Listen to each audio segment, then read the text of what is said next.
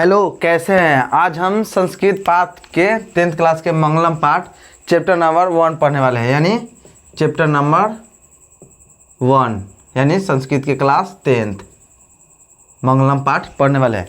चलिए हम आज मंगलम पाठ के बारे में बात करते हैं कि आखिर मंगलम पाठ में किस चीज़ की चर्चा है। देखिए, मंगलम पाठ जो है ना, उपनिषद से लिया गया है। कहाँ से लिया गया है? उपनिषद से लिया गया है। कहाँ से लिया गया है? उपनिषद से लिया गया है। और टोटल उपनिषद कितने हैं? 108। क्या चीज़? 108।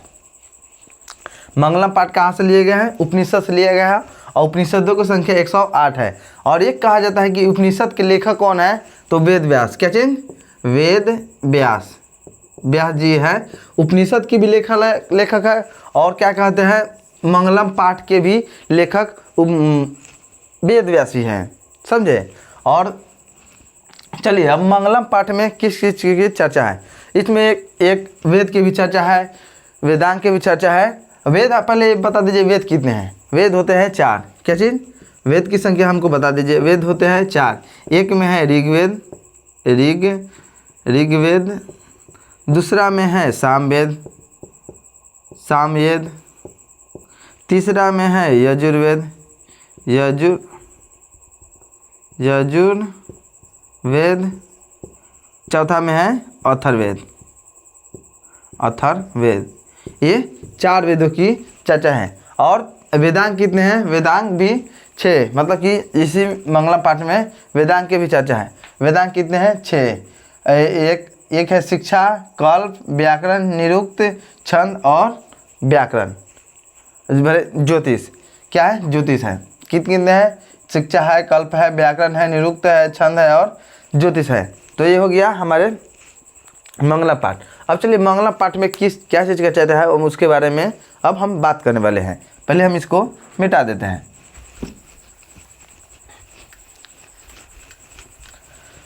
मंगलम पाठ में 5 मंत्र की चर्चा है। कितने मंत्र की चर्चा है? 5 मंत्र है।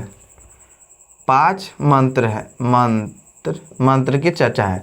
और 5 मंत्र जो है ना, 4 उपनिषद से लिया गया है। 4 उपनिषद है। एगो है ईशावास, ईशावास्य उपनिषद। दूसरा में है कठो उपनिषद। तीसरा में है मुंडको उपनिषद। चौथा में भी है मुंडको उपनिषद। 5वां में है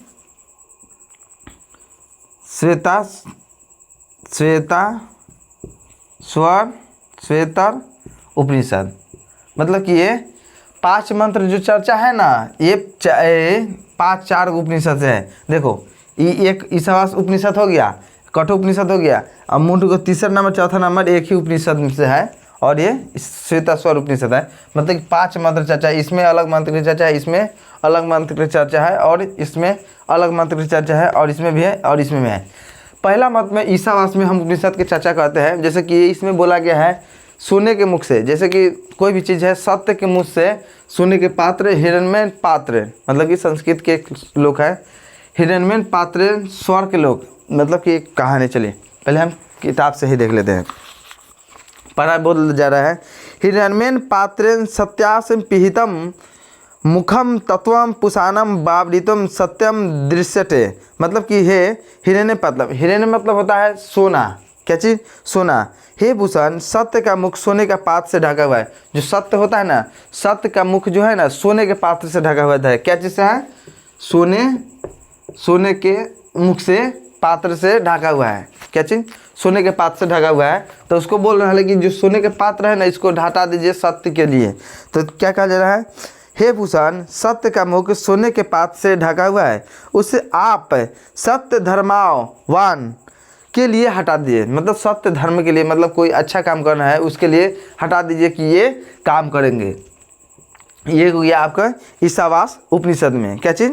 ईशावास में। अब चलिए कठोपनिषद में क्या चीज़ का चर्चा है।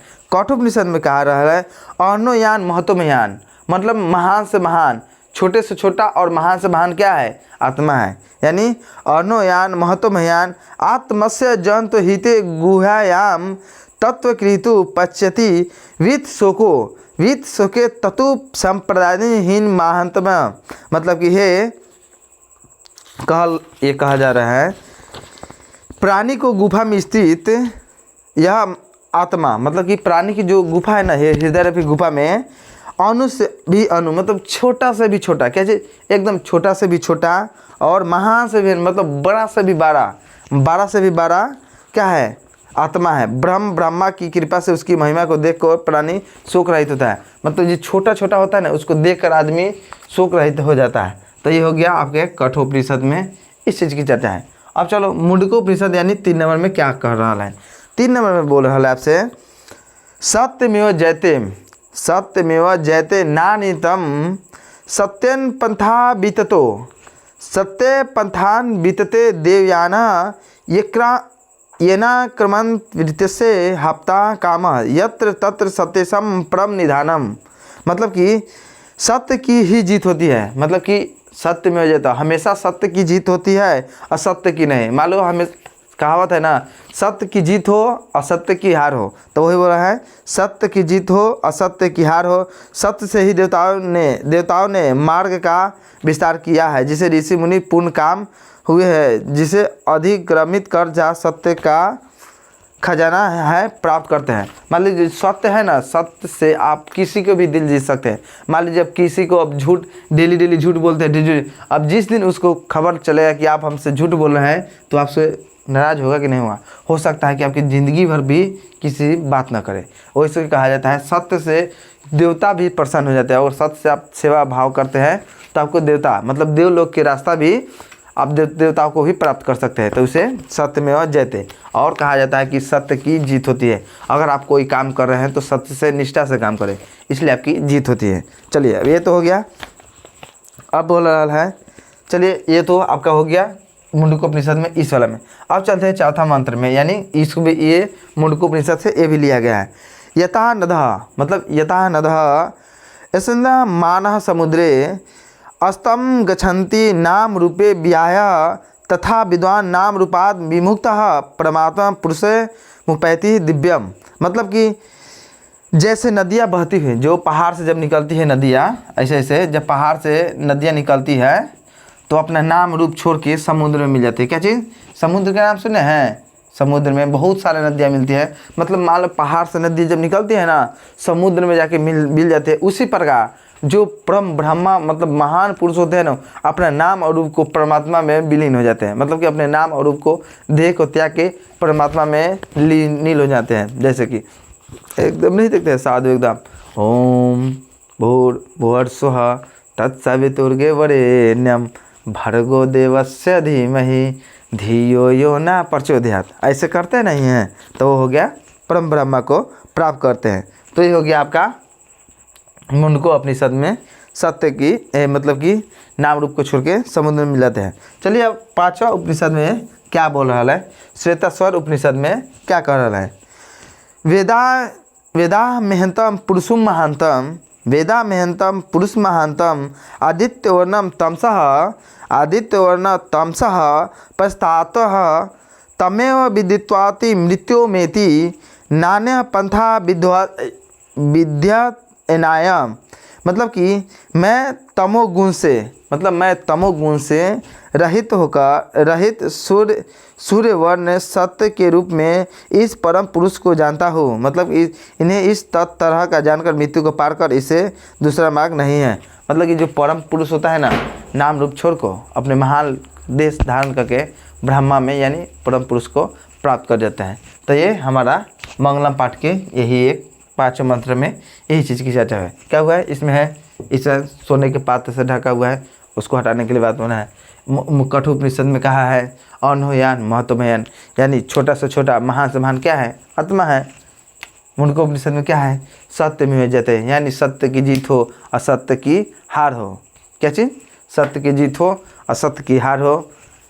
मुंडकोपनिषद में आपको क्या कहा गया है? चौथा नंबर मंत्र में नद जो नदी होता है नदी अब जो पहाड़ों से निकलता है तो नाम रूप को समुद्र में मिल जाते हैं। उसी प्रकार परम ब्रह्मा लोग होता है ना, परम पुरुष लोग, वो अपने नाम रूप को देह को त्याग देता है। और ये जो है श्वेता स्वर में महान पुरुष को है जो अपना देह धारण किए रहते हैं उसको विलीन समाप्त कर देते हैं। यही चर्चा है। तब तक के लिए आज के लिए इतना ही रहने देते हैं। तब तक के लिए बाय।